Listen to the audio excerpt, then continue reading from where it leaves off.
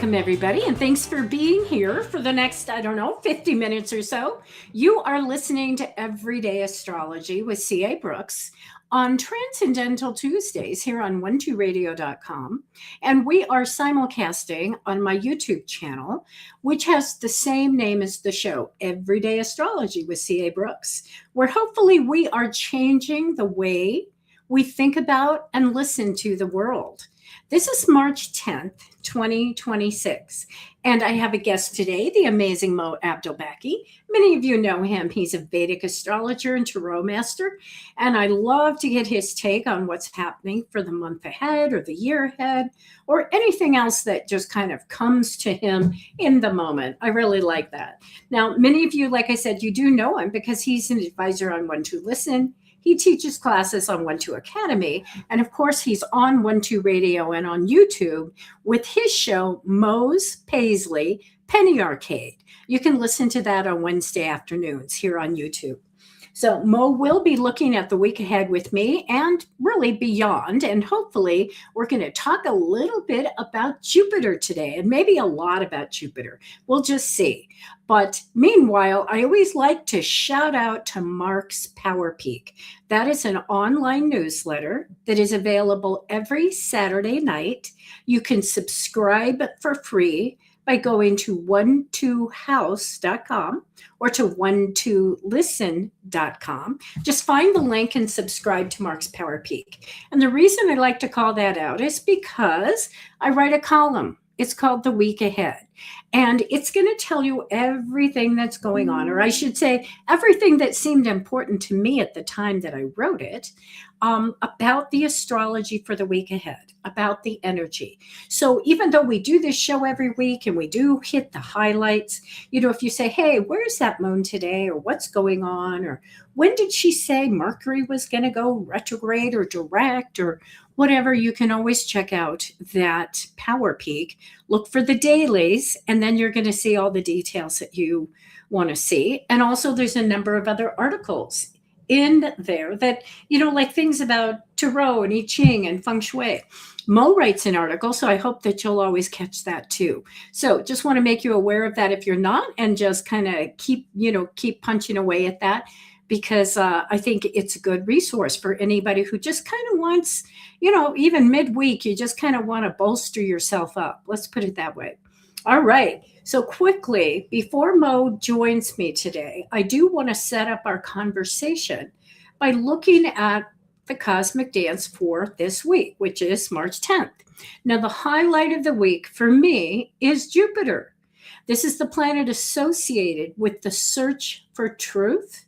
It completes a 5-month retrograde tonight, Tuesday, March 10th, if you're listening to this in the future sometime. And this is the biggest planet in the solar system, not counting the sun, of course. And when it began retrograding in Cancer on November 11th, we embarked on a quest to recognize greater meaning in our lives. And I want to emphasize that because, of course, we always have these taglines. Like, what is Jupiter? Well, Jupiter is increase, and Jupiter is abundance and luck and benefit. But really, Jupiter is a whole lot more if you want to look at the psychological profile. And that psychological profile means that's where we get that idea. We're looking for greater meaning in our life. Now, sometimes greater meaning may mean that we do want more money, or we want resources, or we want to attract some kind of benefit to us. And certainly it has to do with growth. So I want you to kind of think about those things. Growth in our lives, whether it's psychological or emotional, whatever level you want it for, that's what Jupiter is about. Let me take a drink here. So when we're looking at Jupiter through Cancer, then Cancer becomes the lens through which we're looking at how are we increasing our life? How are we finding greater meaning in our lives? Now, I'm going to throw out a few ideas, and I want you to just think about these. And also, I just want to emphasize that the planets, most of them do go retrograde every single year. And especially those planets that are far out from the sun, those ones that orbit for a long time, they're almost always going to go retrograde for sometimes 4 or 5 months a year. So I think sometimes it becomes one of those, oh, yeah, yeah, it's retrograde. It's retrograde for 5 months. Okay, let move on.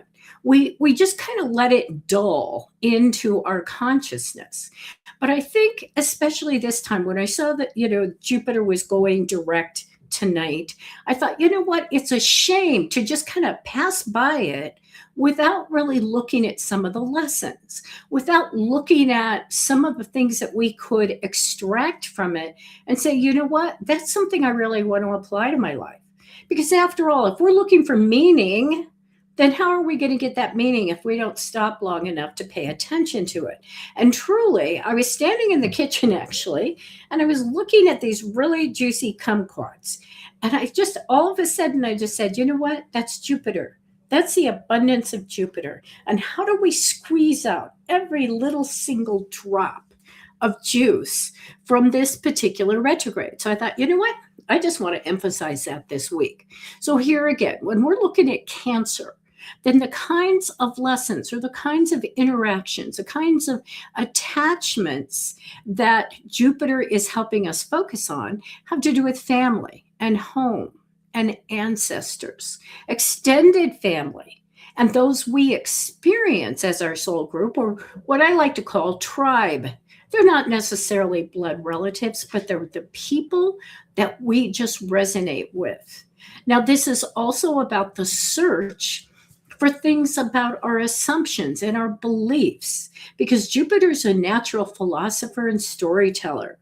And so I think some of the other issues that may have been coming up for us that, a little more front and center have to do with what it means to belong, or what does it mean to feel safe and secure. But certainly it has to do with those tribal issues. And I'll tell you what, it just feels like, with especially so much going on in the world scene right now, it very much is about who's my tribe and who's not, or whose good am I looking out for. And so those are things that I think are worth thinking about, worth pondering if you choose to. And especially at this time when Jupiter is now going to be moving direct. And I think it is saying, you know what, there's some juiciness here. You can squeeze it out. And of course, Jupiter's also associated with travel and study and philosophy and our personal and communal belief systems. So there's all kinds of things that may come up for you.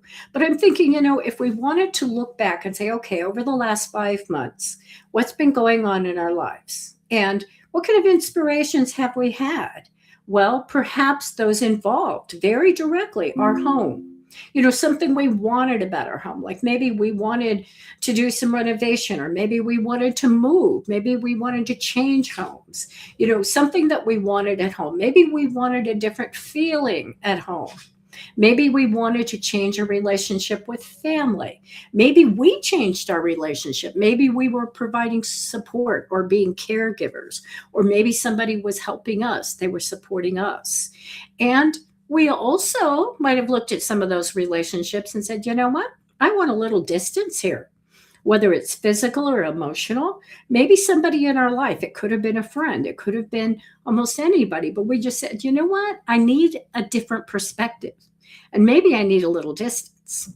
And there again, we looked, it might have been something a little more, not quite so emotional, because it might have been about our homes itself and our workspaces, downsizing or upgrading. Maybe we took a vacation. Maybe we traveled to a foreign country, or maybe we thought about it, or maybe we embarked on a new training or an educational program. So Cancer is a very deeply intuitive and creative sign. So the other thing is, we might have found a new connection or a strengthening connection with our intuition and our ability to trust ourselves. But I also want to let you know, sometimes I'd say a big deal out of some of this stuff. And I can almost hear people going, I don't know. Everything over the last 5 months, it just seemed pretty ordinary. Or maybe it just seemed pretty humdrum or inconsequential. Well, that's okay too. We don't have to look at every single thing. Like I said, if I hadn't been kind of just pondering those kumquats, I'm not even sure we'd be having this conversation today. So that's what came to me. So you know what? Allow things to just come to you. You don't have to overly give importance to something that just isn't there for you. But I also think sometimes if we ask ourselves some questions, then some things may come to us and we go, yeah, that's what this 5 months was about. That's a takeaway for me. That's a juicy tidbit that I can take. And some of those questions might just be, yeah, where have I wandered over the last 5 months, either physically, emotionally, or psychologically? And what have my interactions and experiences suggested? Was there something notable? Was there something that made me think I want to get closer or I want to move a little bit away? And how are we different? And maybe even more importantly, how do we want to be different?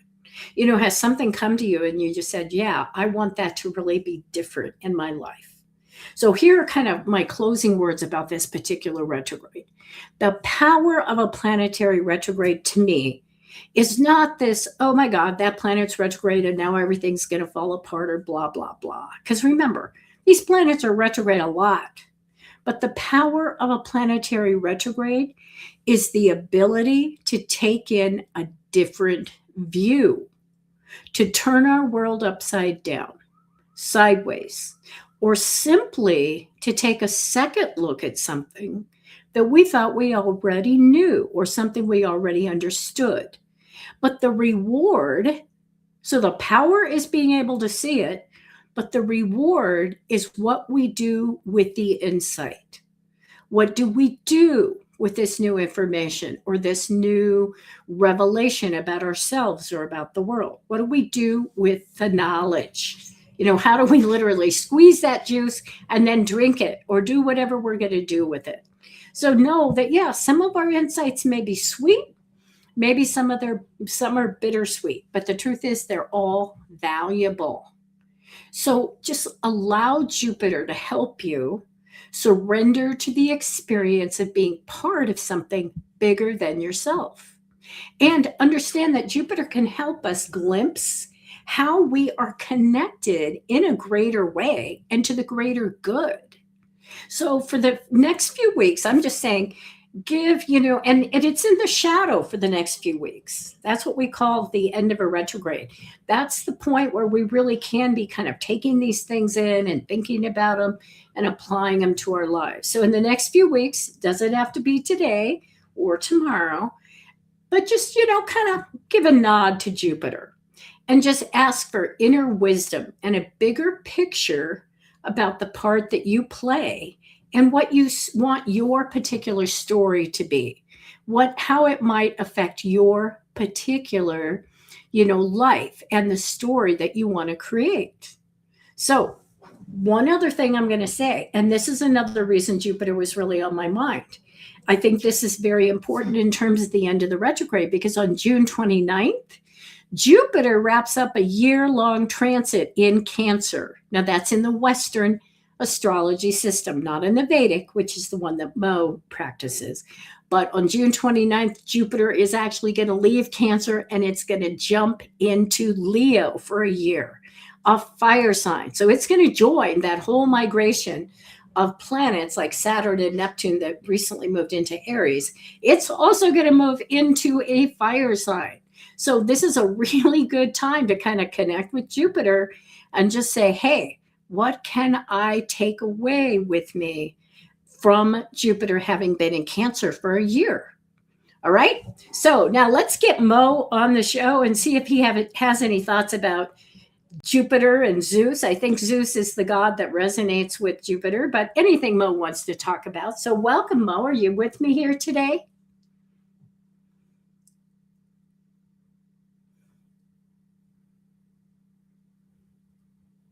Okay, I am not hearing Mo, so I think he's there. I know he was there a few minutes ago. This could be a technical issue. So hopefully Serena, our producer, is listening in and she is going to see what she can do. I'll tell you what. Oh, there he is. There he is. Can you hear me now? I can hear you now. All right. Yeah, I I'm here. It was all I had to restart my computer, and you know how technology is. So, oh my God, do I? Yes.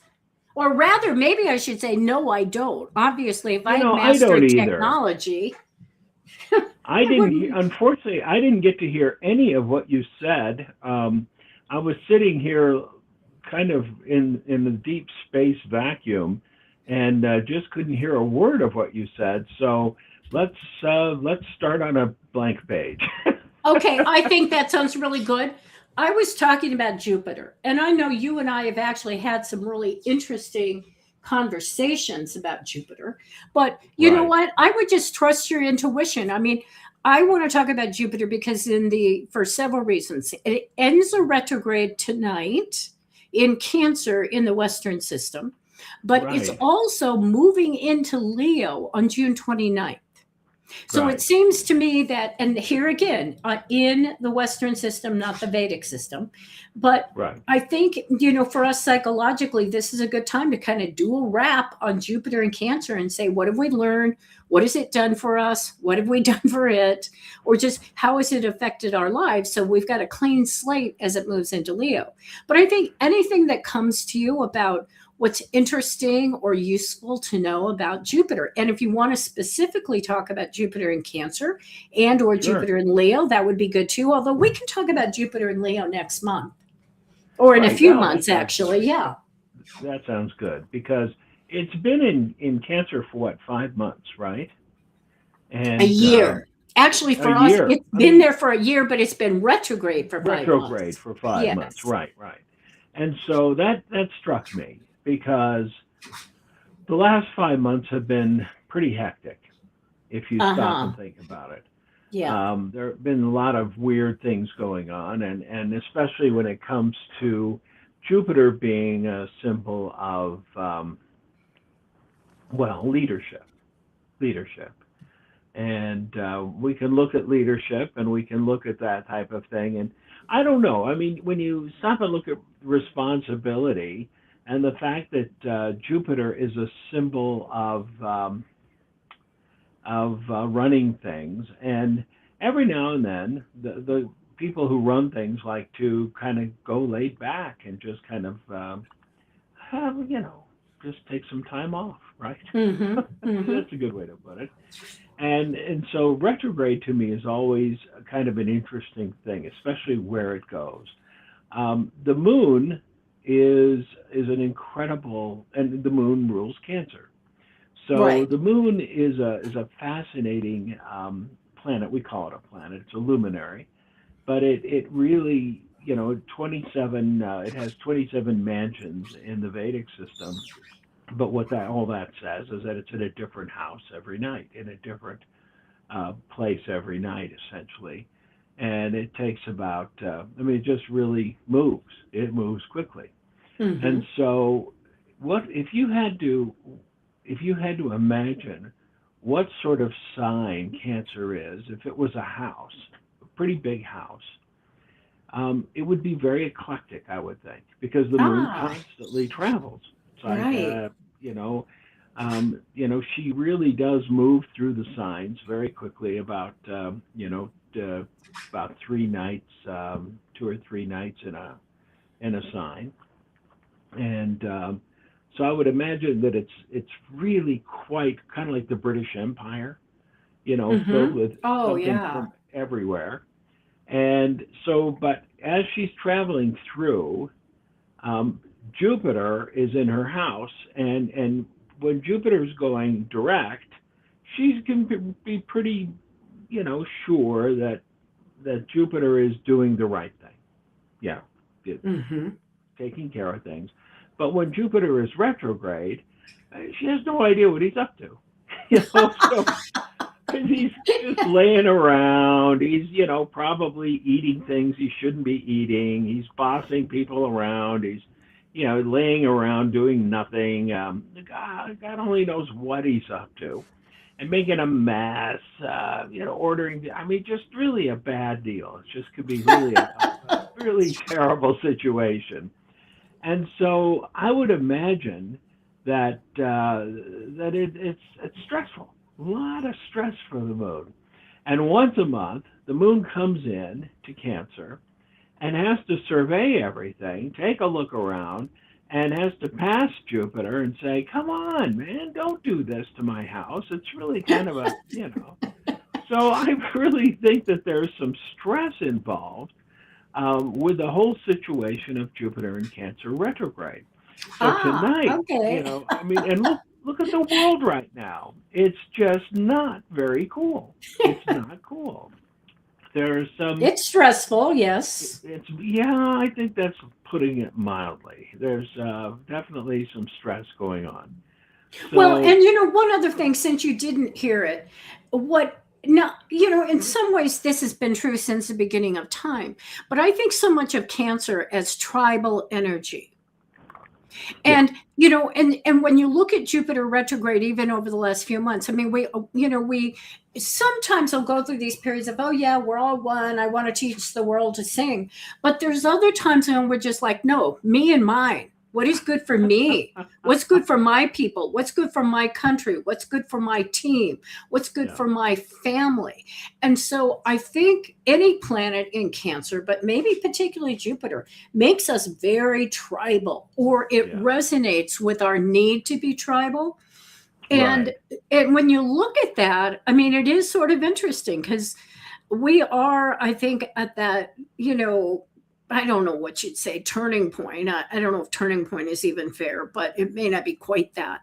But just that so much of our thinking is about me and mine and what am I getting out of it and my family. And how I think it helps if we intentionally try to move a little, expand that concept. I Yeah. think about, was it Sting that had the song, we can only hope the Russians love their children too? Remember that line? Well, do you remember? Yeah. I don't even know what this, if the song was called that, but wow, it's like you just need to listen to that every once in a while. If only, we know everybody loves their children, or everybody thinks they're doing the right thing for their Right. family, their country, their team, whatever it is. And yet we just have these really, I don't know, isolated ways of looking and thinking that we're all separate without Yeah. understanding everybody, in a sense, is after the same thing. Right. Right. And that's a really valid point. We have these countries, and we have these countries that have leaders, and there are times when you just can't do anything about the leaders. And when the No. leaders are retrograde or completely insane or blithering idiots, what are you going to do? You know, Hmm. I mean, what are you going to do? And they lose contact with the people, and even when the people make their will known, there's very little that can happen. And the people at times just kind of have to go along with it and say, "Hope this works." What are you Yeah. going to do? And so that's, I mean, those are the things that happen in the world, in Hmm. history. And it's happened since, like you said, the beginning of time. In ancient Egypt, they used to have a festival called the Heb-Sed Festival. And this was a test of the virility and strength of the king. And to make sure that the king was, Ah, yeah, it yeah. would say, okay, the king still able to rule the country? Because if the king isn't able to rule the country, well, we'll put him into retirement. We'll say, okay, we need a better king, because the king was responsible for the interaction between the gods and humanity. And if the king couldn't handle the job, well, adios. That's see you Hmm. later. Ma salama, as they say in Arabic. Don't let the door hit you. So this Hebsed festival was a grueling obstacle course that he had to do. And he would have, and then he'd have to prove himself in the bedroom at night. And Hmm. it was, and people would watch. It's like, geez Louise, come on, have some couth. But anyway, that was ancient times, and that's what they did. Prove himself as bull. And so they had a king. Zoser was very popular. They built the step pyramid, or Djoser. And he was old. He was really old. And he was so popular, indeed, that they said, okay, well, he's not going to pass it this time. He's done it before. So they carried him on their shoulders throughout the entire course. And they said, because we love this guy and he's so smart and he's so wise and he's not, he's not a, he doesn't, and they did it themselves. And so there are times when you just have to say, okay, we can handle this particular leader. And I guess he did okay at night. But, the whole point is that leadership is something that we have to really, and that's Jupiter. That's the concept of Jupiter. Zeus was an incredibly weird leader when you think about it. He could be okay, but then he could be this tyrannical. I mean, he took humans, men, well, usually young boys. It's not very politically correct to say, and youths, and then women by the score, and that's how the heroes of Greece were brought into existence. Mm-hmm. And just at his whim. Oh, I like you, and he would destroy these women. They would actually usually die, but they would have these little children, and the children would become the heroes of Greek myth. Right. And yet at the same time, he would be this more or less kind of benevolent. Actually, the gods of ancient Greece were pretty rough characters. They weren't very benevolent for the most part. But the Roman Jupiter was a very different sort of character. He was more benevolent, I think. I've always felt that of Jupiter than Zeus. Those gods were not very easygoing. So it's interesting to look at these gods. But and I've always felt retrograde was kind of a not as nice a viewpoint. And of course, in astrology, I don't think that holds all the time. You have to, I don't believe in malevolent and benevolent. I've never. Yeah. That's one of the things about Vedic astrology that I immediately felt not in line with, was the idea of a malevolent or benevolent energy. Bad things happen in people's lives, but I don't believe that has to do with this or that necessarily. I've got some pretty rough things in my chart. I've got a full moon in Scorpio, kaboom. And I'm hemmed in by Saturn and Mars. And that's like, oh, gee, you're going to have a miserable life. Well, it hasn't been easy necessarily. And relationships have been, just this side of a penal colony. But other than that, I'm kidding. But kind of. But anyway, so, you look at these things. But, I've had a pretty good life, and I'm happy. And so how do you do that? You say, well, you figure out how to deal with things. You figure out and you don't believe in this concept of the harshest aspect of these things. You live your life. And so when you look at Jupiter in a retrograde like it's been for 5 months, you look at what's been going on around us, and you go, wow. And, a lot of what's going on right now could have been not happening, if I can put it that way. But that's not what people wanted. They wanted it to happen. So we have to then look at it and say, well, it's not my thing. I didn't cause it, and I can't do anything about it except scream and yell and, write letters and make phone calls. But other than that, and plan for the future. I don't know. I'm rambling. I'm sorry, but no. In fact, you touched upon something though that I did want to bring up, and because I've been looking at Denzel Washington's natal chart recently. Yeah. And because he was born with Jupiter in Cancer retrograde, and And I was looking at it, in fact, just this past week, and I thought it was so interesting. And it goes back to what you were saying about, hey, I've got some tough things in my chart. Well, he was born in the Western system I'm talking about. He was born with Jupiter actually sitting right next door to Uranus, which Yeah. in the Western system is like unpredictable, right? Oh, It you was bet. sitting, yeah, it was sitting conjunct in Cancer. Both of them were retrograde, by the way. So anybody who wants to go, oh, retrogrades, they're horrible. No, they're not. They're I not. mean, this guy is multimillionaire from the movies he's made, right? Yeah. So Oh, they're yeah. sitting in Cancer in the 10th house of career.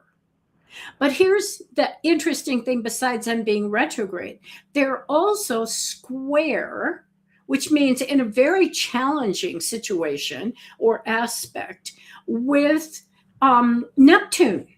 Huh. And Neptune rules movies. And so I was thinking to myself when I saw that, I thought, okay, let's say he came to me and he goes, hey, I really want to get into acting. I really want to do this. And if I looked as an astrologer and said, oh, he's got Jupiter in his 10th, that's really great, even next to Uranus. Ooh, but both of them are retrograde. And now they're square Neptune. I think I would have, I'd have a hard time not going, okay, this is going to be a real challenge. This is going to be a challenge. You're going to have to work at this. But you know what? I mean, look at who he is. Right. You know, if I had discouraged him, if that had happened, that would have been a mistake, probably. Right. But also, if you look at the rest of the chart, his Jupiter is actually it's in a trine, which is one of the most positive aspects, with Venus, which rules his ascendant, because he's a Libra ascendant. It's also trine Saturn. And which to me, you need that Saturn because he's the hard worker. And Saturn is the depositor of his sun in Capricorn. So when you look at the picture, is he, and probably if you went back and asked him about some of his early acting jobs, I mean, I really don't know his history that well, but he might go, oh yeah, this was a struggle at first. But you put all that stuff together and you end up with the career of Denzel Washington. Right. He was, however, destined to have everyone mispronounce his name forever. His name is pronounced Denzel. Denzel. Oh. Denzel. Yeah. And I would say Denzel. Yeah, Denzel. Well, that's what we all say. But he actually corrected it recently. I saw him on a show and he said, it's actually pronounced Denzel. But that's how it's been pronounced for his entire career. So I thought that was pretty good. So that is good. Thank you for telling me. Yeah, not that anyone will ever stop pronouncing it that way, but no, it's kind of like Colin Powell. Somebody asked him one time, is it Colin or Colin? He goes, it doesn't matter. Say it however you want. And you could tell he was just like, okay, I'm over this, Yeah, I'd rather you didn't pronounce it colon. Yeah. You know what I mean? Yeah. But he was just like, he was not hung up on how somebody said his name. Yeah. It was funny. But People anyway. asked me, how do you pronounce Abdelbaki? I said, the usual way. Or how do you spell it? The usual way. The usual way. That's right. With an I. Yeah. But in any case, I think just that little plug for why astrology is so interesting. It's not about one particular thing in your chart. Oh, no. And what a mistake it is, I think, ever to look at something and say, like, I was born with 5 planets retrograde. Wow. Well, I'm sure somebody could build a case for that, right? Yeah. But I think it's what makes me introspective. Oh, for sure. And it probably, no doubt, is why I don't look at things the way other people look at them. Can you roller skate backwards? No. Well, you see, I would have guessed you might. I can't roller skate forwards, or at least I haven't. I used to ice skate though, but yeah, I just I'm glad you said what you did about the beneficial and malefic, because of course those attitudes and or those labels are still there, but that they're just to me is silly. Superstition. They're silly. Yes, absolutely. Yeah. And as harmful as can be. I mean, in my time, I've actually read for people who were very, very steeped in Hinduism. I guess is the way to put it, Hinduism. And they would come to me and they, rail against my point of view that this is not a malefic and this is not it's just a planet in our lives, and it can influence us in a difficult way, but it's not in a malefic way. It's not, doesn't have to tear us apart. And they would finally get it. And I'd say, don't roll over. Don't expose your belly to the cosmos. You can fight back. You can, Mm-hmm. you don't have to be like that. And it was, there is truth to that. Yeah. We don't have to just give up. We don't just have to give up. That's just all No. there is to it. I mean, No. I'm convinced I was born to do what I'm doing. Um, that's just the way it is. But I could have been something else, I suppose. I Mm-hmm. could have been a superhero, but I chose not to be. You know. But Um, along those lines, Mo, the one thing that I certainly have discovered later in life is that whatever we do well or whatever our skills and knowledge set is, we're going to use it wherever we are. yeah. But Yeah. it's just the way it works. Right. We're gonna use it. And I found that out actually by doing a series of jobs where I would leave one job and I go, oh, well, I guess I'll never do that again. And no, that just wasn't true. I mean, in fact, it's kind of funny. One employer would say, hey, do you happen to know how to do such and such? And I go, yeah, I do. And it wasn't part of my job when I was hired at all. But they go, oh, Right. you're going to do that. And I just have to laugh as an astrologer because, yeah, it was always there. That's a skill, it's an ability. And so it doesn't matter what the job title is. Oh yeah. Whatever Yeah. so you take it. So, like you said, you could have been something else, but you would have been using the same knowledge, skills, and abilities. I I mean, worked as a you know, PBX operator. One of those telephone answering. With the cords and the plugs and as a telephone answering guy at a where I took messages. hmm And I was the only and the first at that time. I was the first male operator they had, and we took messages all day, and I loved it. It was a great job. We answered for doctors' offices and stuff like that, and it was the precursor to doing phone readings for sure. You uh-huh. know, That's right. You worked on phones even before you worked on phones. that's right, and it was just a fascinating job because and we did crisis lines, and the whole point there was you did not get involved. All you did was you took messages, and you had to find doctors if there was an emergency and that sort of thing. But you also had to operate the equipment, and it was fascinating equipment. It was the old phone PBX things with the cords Uh-huh. and I used that later in life. It was kind of a warm up to computers in a way. Uh, Uh-huh. Fascinating stuff, but I loved it, and I loved dealing with people, and I loved dealing with the team that I worked with, and because you'd plug in, you patch in from one machine to another, and I loved working with the women.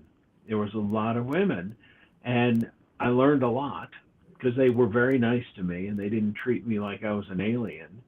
And it was the beginning of my understanding that women were indeed much smarter than men, in the long run. And it was I mean, I don't know. Everything you do in life teaches you something if you're open to it. There is hmm no job that is demeaning. There is no job that is beneath you. There is no job that is not something that will teach you something absolutely germane and that opens you up. I'm of a firm belief that if women ran the world, there would be much less war, if any at all, and everyone would eat. You know? Yeah. Are you familiar with the Greek play Lysistrata? Oh yes, Yes. yes, That came into my mind just recently because, and for the audience, if you don't know that particular play, it's where basically the women get together and say, you know what, we are so sick of these guys going off to war. So Yeah, they basically boycott and say, no more sex until you quit fighting. that's right. And you That's kind of right. think, yeah, maybe that would work. Yeah, and it wouldn't in this society. I don't know if anything would work in this society. Um, there's something wrong with us as a species. I'm convinced of that. Um, I don't know what the macho thing is. I've never. Oh, I've done it. I'm a male. It Hmm. happens to us, especially when you get us together. I wrote in my Power Peak last week about the song "Little Deuce Coupe," by the Beach Boys, Hmm. and how it had the power to literally silence an entire room of adolescent males back in the '60s, which was the truth. That song was the coolest car song ever Yeah. written, Yeah. and it was true. The song would come on, and everyone would just shut up, Shut up. and they would, because it was just the coolest car song. And what's funny about it is almost every group that came out after the Beach Boys, whether they were hard rock or punk, or did a version of Little Deuce Coupe, because it's so imprinted on those groups, upon the members of those groups. Look it up. There's Yep. thousands of versions of Little Deuce Coupe. It's amazing, but there's something about it that's stuck in the macho essence of males. I don't know why, but it's just like this perfect car song, and you think, well, it's a hymn to the American automobile, to this whole macho thing, and I don't know. There's something wrong with us as beings that we can't just relax and say, man, we've got to be, the whole peace movement was a beautiful thing, but even that was flawed, you know, Hmm. because in the midst of all of that, there were people who staked out territory, and Right. I don't know what our problem is, but why Yeah. can't we just give peace a chance, as John Lennon said, you Yeah. know? Well, and there again, within the movements themselves is the seed for the next resistance. It's sort of Yeah, like we're going to do peace, and if you don't go along with me, I'm going to kill you. that's right. You know, don't you just stand back and laugh, and not just about something that's political, but every single thing. It's like it always has that seed in it for go along with me. You have to join with me. And if you don't, then I will make your life miserable. I mean, Right. there is something in the psyche that is very much that way, that if you're not with me, you're against me. And Oh, if you're sure. against me, then I have to destroy you. I mean, I, it just, I mean, unfortunately, it is just infused in the psyche. yeah, it is. Yeah, I had a dream last night in which someone was talking to me, and they were kind of a little bit. It was a They were battling me a little bit, and in the dream, I turned to this guy and I said, "You know what? You're trying to handle me." And I said, "My entire life, someone has always been handling me without exception." And I woke up and I thought, "Damn, that's the truth. Yeah. Someone is always handling me." And I also recently realized that I have never really had a sane moment in society. I've never felt as a part of society. And I think a lot of people might feel that way in our Hmm. society. Hmm. Like society just isn't um, for them, you know? Yeah. Um, because of this, we who live in, astrologers, tarot readers, you know, just lunatics like me who don't fit, who fit, but like, when we go into the garage, we scrape the sides a little bit, you know. Uh-huh. Uh-huh. Um, it's we know who we are. We know Mm. who we are. I mean, man, I don't know. We we're lucky to be who we are, Hmm. but we But also kind of pay for it. yeah, but don't you also, well, no, I'm not going to ask you if you do. I believe everybody feels like an alien. Everybody feels like they don't fit. Some people are just better at hiding it, or they're better at somehow assimilating into the group. But I think at the core, everybody is like, I want to be a part of this. I mean, here again, when I was talking about Jupiter and Cancer, what does it mean to belong? Who's my tribe? Who's my soul group? We all, to one extent or another, feel like we're on the outside looking in, or that we want to find that. Now, I do think some people are a little bit beyond the norm. I mean, no doubt. If you look at our society, if you're looking at astrologers or people that are metaphysical or that kind of thing, yeah, you're looking at a different group of people. Yeah. But it's something we actually do have in common with everybody. We're all, I mean, in some ways, I think we all kind of look around, I mean, think about a newborn baby going, what the heck is Oh this? yeah. You Oh yeah. know, They have what what am I Freud doing called, here? yeah, you they know? have what Freud called polymorphous perversity, which is where they can't make sense out of anything. Let me give you Uh-huh. a quick example. When Okay. Devo was out, when Devo was popular, I liked them a lot because I looked at them and said they're very sarcastic because our generation was pretty sarcastic. Uh-huh. We and because Uh-huh. we grew up with the bomb, we grew up with all these weird And things. Pluto and Leo, I think. Yeah, yeah, Yeah. exactly. Yeah, we grew up with all sorts of things, and the punk movement and the new wave movement. A lot of it was very sarcastic. And I watched them, and I went to a concert, one of their concerts in Boulder, the concert that they said was probably their very best, and I saw that. And I saw someone with a toaster on a leash, and I thought, that's Oh my God. perfect. That's interesting. And then I found out that they were totally serious, and I won't get into it, but I thought, no, I didn't think they were serious. I thought they were being sarcastic. They thought that we were devolving and they wanted to spread the word, and it disappointed me. Yeah. Yeah. I was really kind of disappointed because I thought they were being funny. That's the difference, between being on the inside and being on the outside looking in. I've always looked at life with a little bit of a sense of humor, and Oh, said I, yes. I love being able to laugh at things. I love being able to joke about things, and I think that's an important aspect of what we do too. Because Hmm. when we take ourselves too seriously, I think we make a big mistake.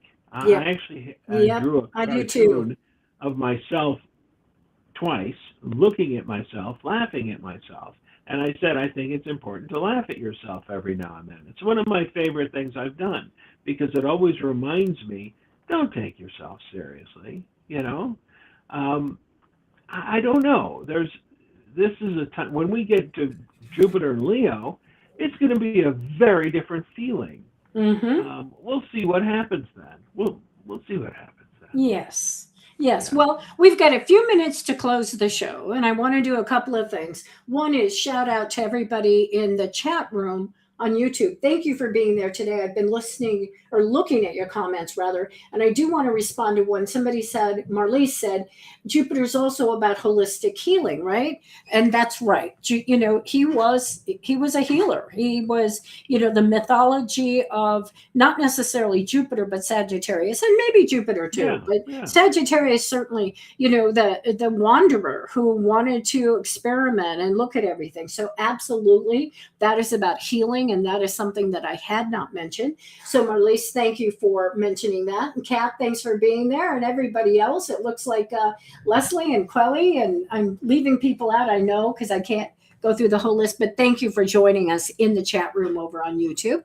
And Mo, thank you for joining me. So, do you have any announcements that you'd like to make? What's your show Yeah, about tomorrow, tomorrow? my show, the Paisley Penny Arcade at 3 p.m. Pacific, is going to be a fun one. I'm going to be talking about the Kipper cards, which are something most people have never heard of. They're German, and I'm actually going to show them. I have a program that I'll be able to show how to use them, but I'm showing my cards, so I'll have to describe, and they're psychedelic, just like my thoughts. So, but it's going to be a lot of fun, I think, I hope, and we'll see what happens. But I will show you how these cards work. They're organic. They're not like the Lenormand, although they're I think they kind of started with the Lenormand deck. There's 36 of them. But these cards can actually, they're like mushrooms. The readings grow. So I'll explain it all, but it should be a really fun session tomorrow. So okay, that sounds great. Yeah, it should be a lot of fun. Thank you. You betcha. Okay. All right, everybody. We are going to wrap up the show. Thank you so much for joining me, whether you're listening live or you're subscribing to my channel and listening to this later. Thank you very much. Thanks to Serena, who is our producer today. And everybody, I hope that you'll stay tuned for Empowerment with Kelly Whetstone. It's coming up next on 1-2 Radio and also on Kelly's YouTube channel, Empowerment with Kelly Whetstone.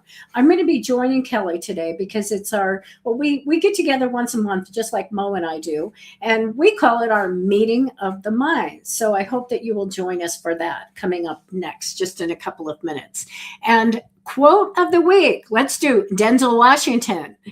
And I like it because he has that Jupiter sitting up in Cancer in the 10th house, but he says, and he's got a lot of quotes that sound the same way. He goes, acting is just a way of making a living. The family is life. And he has a lot of quotes about his kids and that kind of thing. And so I think, yeah, you just feel that Cancer energy. He goes, yeah, acting, okay, but family is really life. It's not just, what I do. My kids are my life. My family is my life. But here's another thing he said that I thought was particularly good with Jupiter retro, maybe. The chances you take, the people you meet, the people you love, the faith that you have, that's what's going to define your life. Wonderful quote. So this is CA signing out. You can find me for personal sessions on 12listen.com. Please feel free to request a scheduled call at a time that's good for you. And of course, we do always celebrate 12 Day, which is Thursday this week. So come find your favorite advisor over on 12listen.com. That's when we're going to always have specials. Random pricing day is what we call it too. So come on over and find me and find my associates there. You have been listening to Everyday Astrology with my guest Mo Abdelbaki on 12radio.com and on YouTube, where we are changing the way we listen to Jupiter.